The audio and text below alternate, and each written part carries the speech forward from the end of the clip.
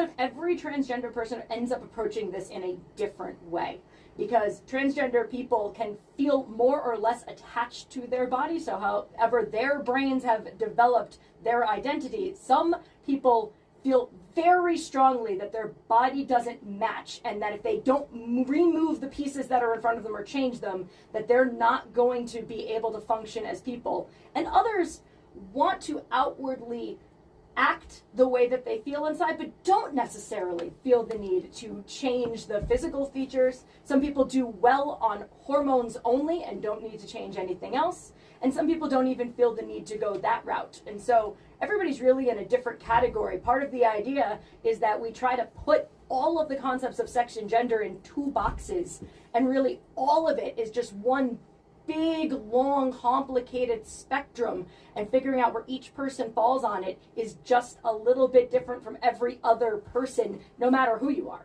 So people that are like male, and this makes sense, would express their maleness in different ways, you know?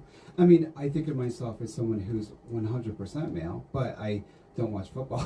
No, that's I watch General absolutely... Hospital, so it's like, but in it, like growing up, I had a problem with that inside, like that bothered me, and like it was hard for me growing up being a soap opera fan. I can imagine being transgendered. I know how hard it was being gay, but I think like too, and like I think some people wonder, like, say if I were growing up, me, in this, like, say if I were growing up now, would there be a danger that I may think mistakenly that my problem is that I just need to be a girl, not a guy? There's really not a lot of evidence that people mistake that type of situation. Like, I grew up as a tomboy. I was also very much one of the boys, but I never felt that my body didn't match who I was, or that there was something wrong with that. I still fall outside of gender norms, but I am happily cisgender. And I know there's a difference. And we find that children figure this out very early. They can really tell when they don't match up. And the psychology behind that is very important, because when people feel they don't match up, they don't act themselves. They can't be who they are. And there's a lot more tendency for many of the issues, for example, depression and anxiety and things like that.